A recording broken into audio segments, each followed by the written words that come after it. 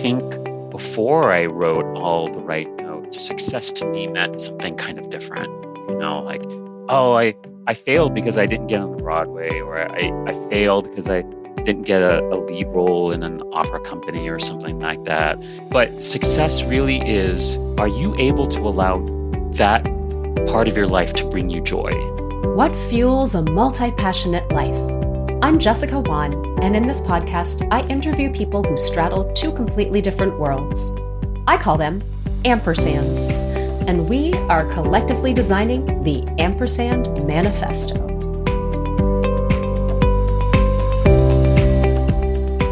I am so excited to have Dominic Lim back with us today. Dom is an author, singer, and storyteller. His debut novel, All the Right Notes, was named by Entertainment Weekly as one of the best new books of the summer. Dom is a member of the Writers Grotto and a co-host of the Babylon Salon reading and performance series in San Francisco.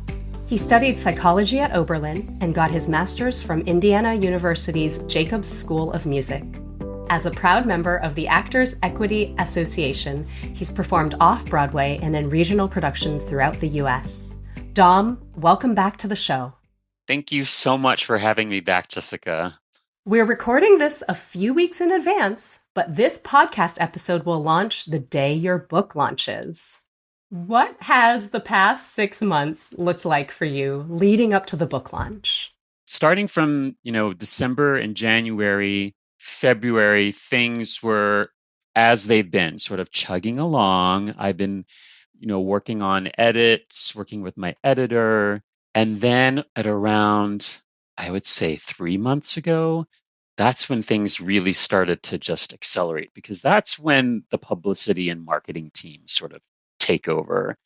And they'd been doing stuff before, but that's really when it sort of shifts into high gear and you sort of start doing these other things for the book, like preparing for podcasts like this, or, doing print interviews, or you start to see reviews of your book online from bookstagrammers and advanced reviewers and from trade review publications. So it really starts to ramp up. And then this past, I would say 2 months has been even crazier, because I don't know what I was thinking before when I landed this 2-book contract, and I didn't quite realize that my second manuscript was going to be turned in the same day that my first book came out. Like, I don't know why that didn't occur to me. I'd been working on my second manuscript, but it's kind of like having 2 children. I've never had children, but if you can imagine having kids, you want to focus all your attention on your firstborn child, and then this other one kind of comes along, and it's like, okay, now what do I do? And it was very hard for me to sort of put aside, the first book to take time to do the second one. And so now I'm having to play catch up, and I'm basically getting up at 6 o'clock, writing for an hour and a half, doing publicity stuff during work. Sorry to my employer. And I also, like, after I clock out at work, then having to work on my second manuscript again. So it's been nonstop. You're definitely juggling a lot. And even as a writer, I think having 2 books in different stages, it's 2 different jobs, right? Yeah, it is. It is 2 different jobs, because when you get to the point with the first book that I'm at now, it's really no longer any of the substantive writing stuff or editing. It's really all business. And it's still creative. You still have to, think about how you're going to present things online, or what you're going to say during interviews, and how you're going to sort of present and sell your book to the public who, this is their first time hearing about it. But it really is a different part of your brain when you're trying to come up with a new story and a new way of delivering things. And it's been difficult for me to keep shifting, because I've always been that kind of person who really wants to focus on one thing at a time, at least one artistic endeavor. In my Ampersand life, the last time we met, I didn't talk about my day job. And I do have a day job at a biotech company working in the legal department as a paralegal, and I've done that for many years. And this is actually this year I switched jobs and I'm doing a role that I've never done before. So on top of everything else, I'm learning a completely different set of skills at work. And so that's been challenging.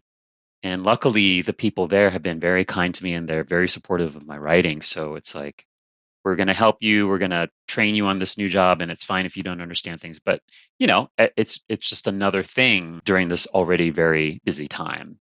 I definitely want to dive into the book because I think when this episode comes out, there will be quite a few listeners who maybe like me devour your book in about 24 hours and are just dying to ask all of these questions. So let's dive in. So I want to read a little bit of Booklist's starred review. So here's an excerpt. Lim's soul-nourishing debut not only perfectly captures the hope and heartbreak of two people falling in love, but also music's power to transform lives. What has writing this book shown you or reminded you about the power of music?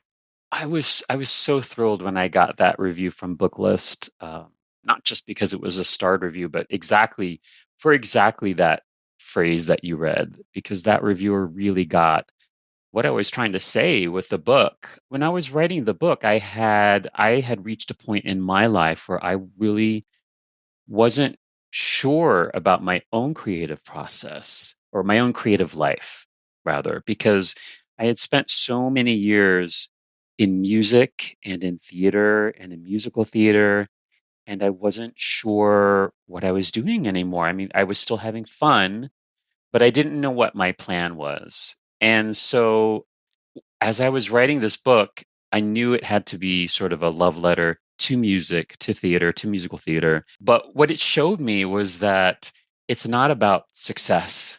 And I think many of your interviewees have expressed this. It's not, there's varying levels of success, right? And I think before I wrote All the Right Notes, success to me meant something kind of different, like, oh, I failed because I didn't get onto Broadway, or I failed because I didn't get a lead role in an opera company or something like that. But success really is, are you able to allow that part of your life to bring you joy? Can you let making music bring you joy every time that you make it, regardless of who hears it, regardless of who, critiques it or praises it? So that's sort of what I learned writing this book in a weird way, because I wrote it because I wanted to bring joy to myself. I wasn't writing it because I was like, oh, I'm going to get this published. Oh, it's going to be a romance book or whatever. I wrote it because I wanted to write this story to my younger self. And if no one else read it, to be honest with you, I was going to be fine with that. Just me and my writing group, cool. And the best advice I ever got about writing was from my best friend, who is not a writer. And she said, don't write if you want to make money out of it, if you want to be famous.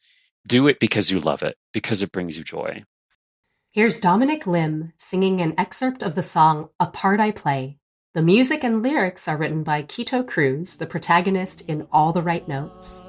And in real life, music and keyboard is by Martin McGinn, and lyrics and vocals are by Dominic Lim. Be better, try harder, say all the right things, play the role that was written for me.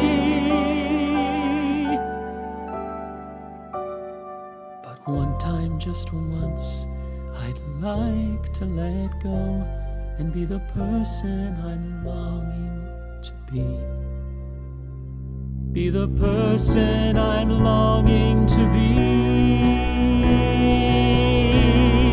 They tell me the show must go on, so I'll try to be strong, and I'll say what they want me to say.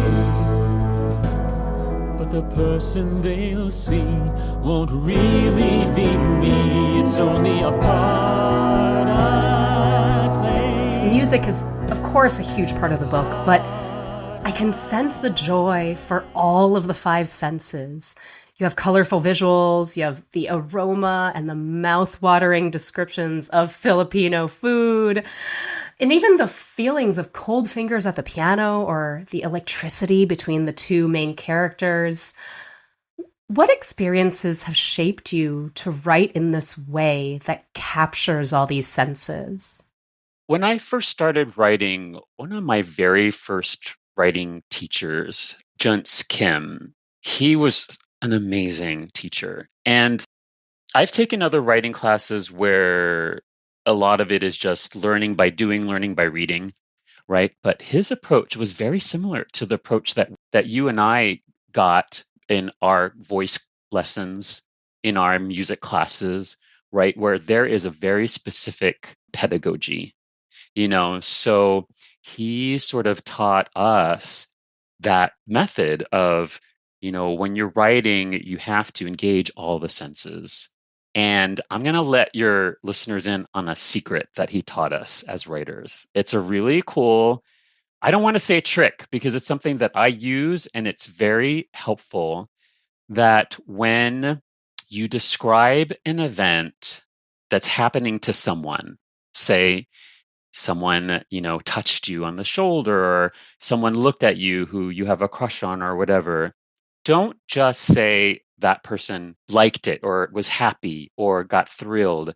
The first thing you should do is just explain exactly what's happening to that person's body.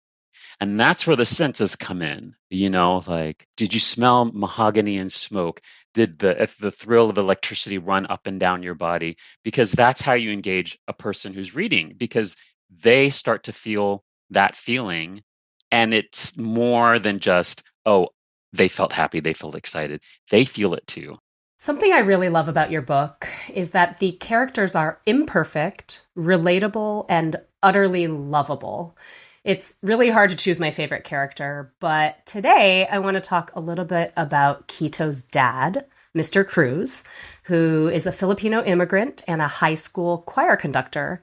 We don't see a lot of Asian dads in literature or media, and often when we do, it's not a very fleshed out character.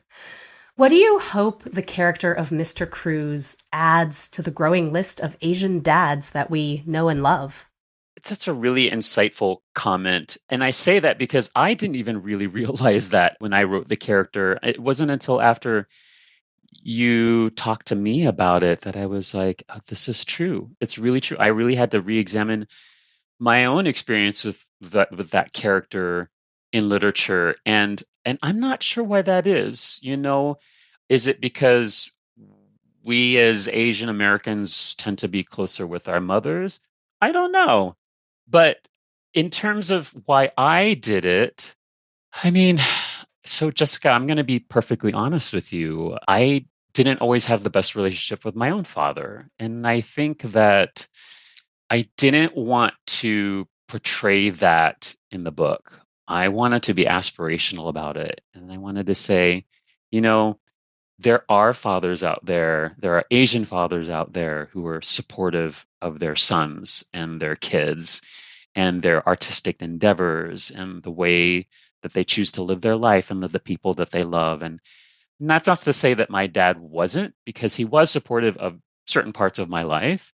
But, that's kind of why I wrote a romance, because it has a happy ever after. And I wanted people to live in a world where these wonderful, supportive, diverse, loving characters lived and existed, including and especially Mr. Cruz. And I have been hearing from other readers saying similar things, that this character in particular really touched them. Oh, thank you so much for sharing that. And I think in many ways, Mr. Cruz ends up kind of being a through line for a lot of the story and kind of a backbone or heartbeat of the story, which is really touching. So All the Right Notes is a rom-com, and there's one central big love story. But I also found that there were other love stories. For example, the beautiful friendship between Quito and Ujima, also called G. Rom-coms, like movies that we think of, they don't typically focus so much on friends. Why was it important to you to develop this particular friendship? Well, I sort of based Ujima. No, I didn't sort of. I really based Ujima on two very specific people in my life, one of whom I worked with very briefly. Her name is Brianna Sinclair, and she's a transgender soprano. And I think she's the first transgender soprano to sing like the national anthem at a Giants game. Like she's done so much. And I worked with her briefly, but it's really mostly based on someone that I knew in New York that I worked with. And I'm not going to name his name because he's not trans, but he was a contestant on RuPaul's Drag Race, and he no longer does drag. He's focused much more on his acting career, and he is a very successful actor now on Broadway. But I based it on him because a lot of the book takes place in New York in that sort of theater world, right? And he was sort of one of the first people I met that made a huge impression on me because he was this larger than life, just amazingly funny person who was just so good at everything. And then had this persona, this drag persona, who was just incredible. And then underneath all of that was just this super, super sweet, wonderful person. And a lot of times in rom-coms, you'll have that sort of, the comedic best friend or whatever. And I think that helps with, with the jokes and whatever. That really wasn't my intention at all. I really wanted to bring in this character who helped support Quito in New York and, throughout the rest of the story. And in fact, Ujima, as you know, is there till the very end. They don't just serve a plot point, a plot function, and then leave. I'm really glad that you enjoyed them because they're probably my favorite character in the book. I need an Ujima in my life, please. Oh, yeah. We all do. We all do. Let's pause here to reflect on this question. Who is an Ujima in your life? A best friend who's been with you through the tough times.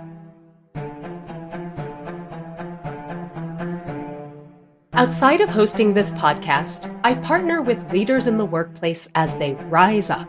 Perhaps you've gotten a promotion, landed a new role, or taken on a lot more responsibility, and you need a trusted sounding board to support you as you support your team.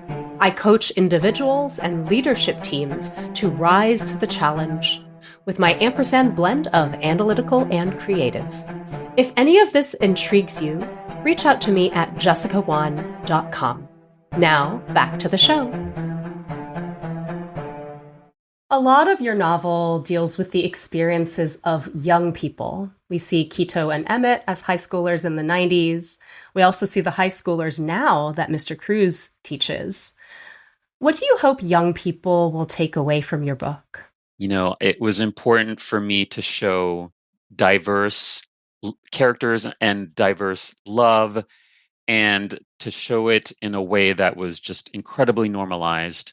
And I don't even like to use the word normal because it sort of assumes that, other people say it's not normal, but just that these people are here, they exist, and we don't have to apologize for anything. And we can have stories that are not about trauma or trying to protect ourselves, but just that we're here to seek our own happy ever afters, just like everybody else. I want them to know that is a possibility for them, just like everyone else. You mentioned in our last interview that you've always imagined your book as a musical. Your book launch event will take place in a high school auditorium with a choir, 2 choirs actually, putting us right into the environment where much of the book takes place. What does this launch event mean to you? It means so much to me.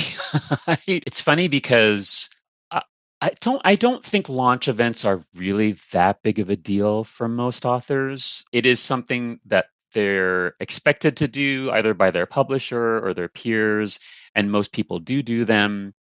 But they're pretty low-key event. It's in many cases, it's kind of anticlimactic because you've done so much before it and you're going to do so much after it. But I wanted to be totally extra. And I've been planning this for months. It was, I think, over a year ago when I first approached my brother. He's the choir teacher at Pinole Valley High School. And I said, hey, Joe, what if I, for my book launch, I know this is like super far in advance, but what if I did a whole thing, right? I did it at your school and your kids sang because, the choir is such a big thing in all the right notes. And, the choir director is Filipino and, Quito Cruz, the pianist, is Filipino. My brother is both the piano teacher and the choir director.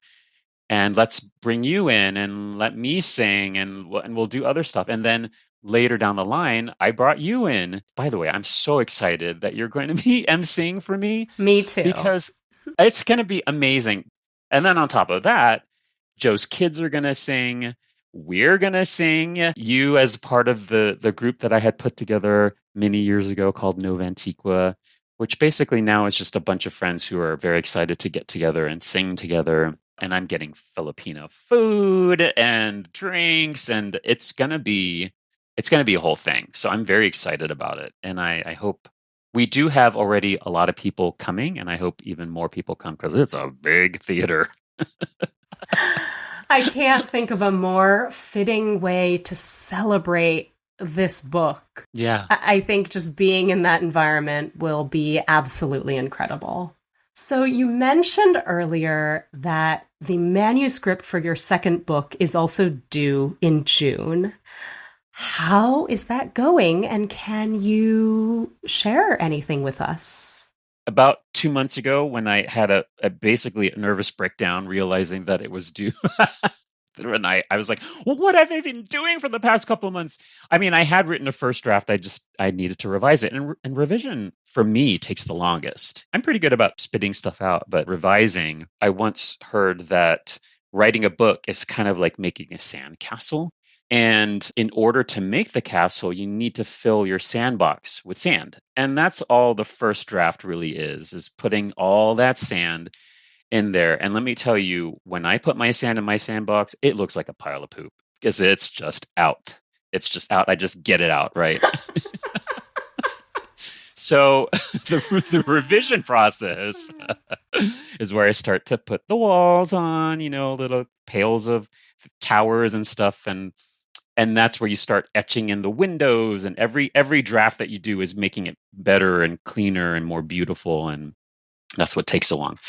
Anyway, to get back to your question, it's almost done. It's almost there, and I'm handing off a draft to my agent first, actually, on Thursday. That's the due date that I gave myself and to her, so that she could look at it, give me her comments, and then I will revise it.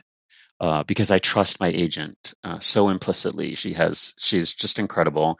And then once I've done that, then I'll hand it off to my editor, and then she will then start the editorial process with me. So it's there, and I don't know. Did you ask what it's about? I would love to share more of what it's about, whatever you are sharing at this point. Okay, well, I can tell you because we've already settled on the name. The title of the book is Karaoke Queen. It's kind of pitched as Kinky Boots meets Tootsie. It is about a Filipino drag queen, or who used to do drag, runs into an old flame from college who now works at a bar that is not doing very well. So the main character decides, I'm going to put on a karaoke show to drum up business for the bar so that my flame gets impressed and then I can get together with him, but then figures out the only way really to do a really successful one is to resurrect his drag persona and to host it as a drag queen, which works.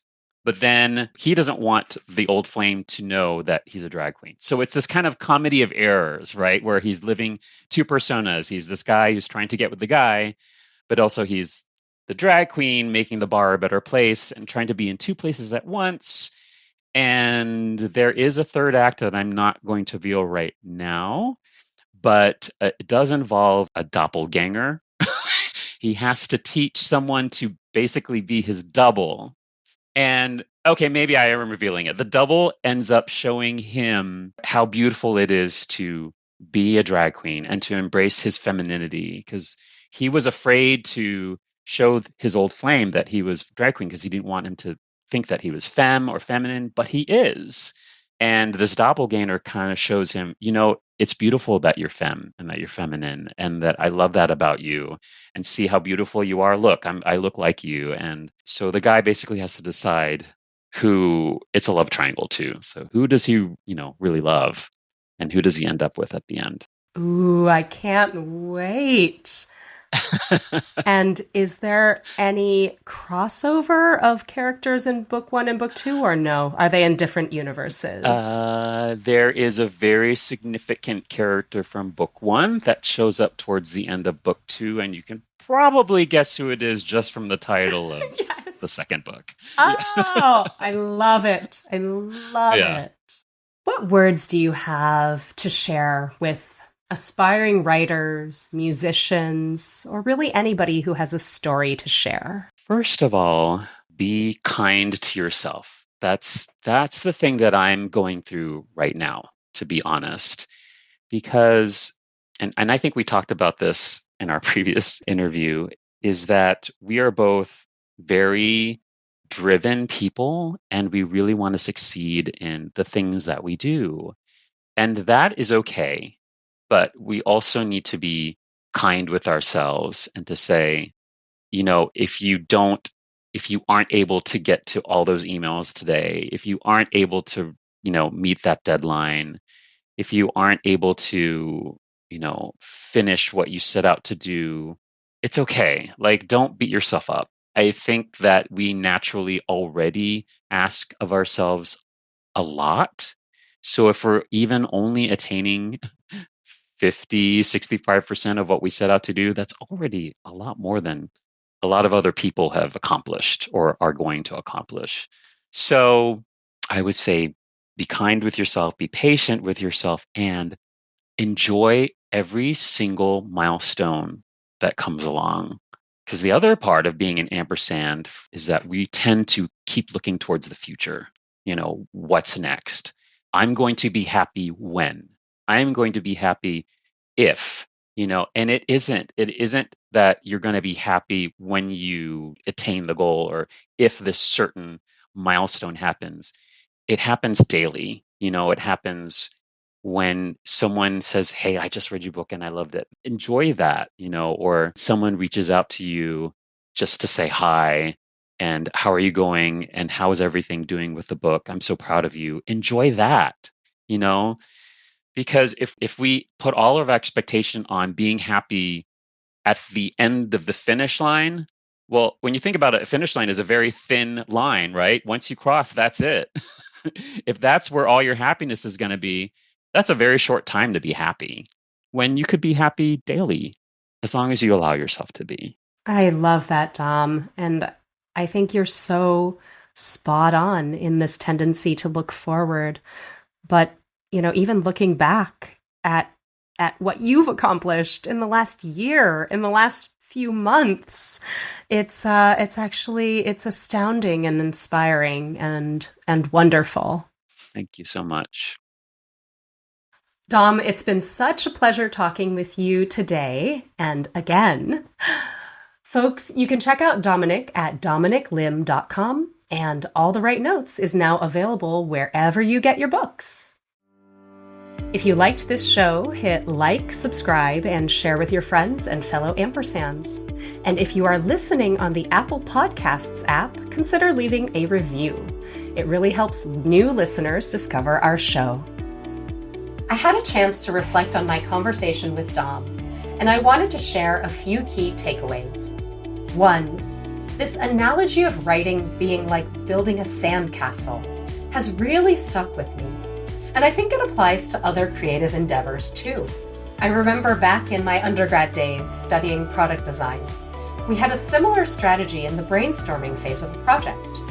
How could you get all the ideas out and, like Dom said, fill the box with sand? You might get weird ideas, unrealistic ideas, and it could get messy. There was only one rule. In that phase, there's no saying no. Because an off-the-wall idea might spark something unexpected, leading to something great.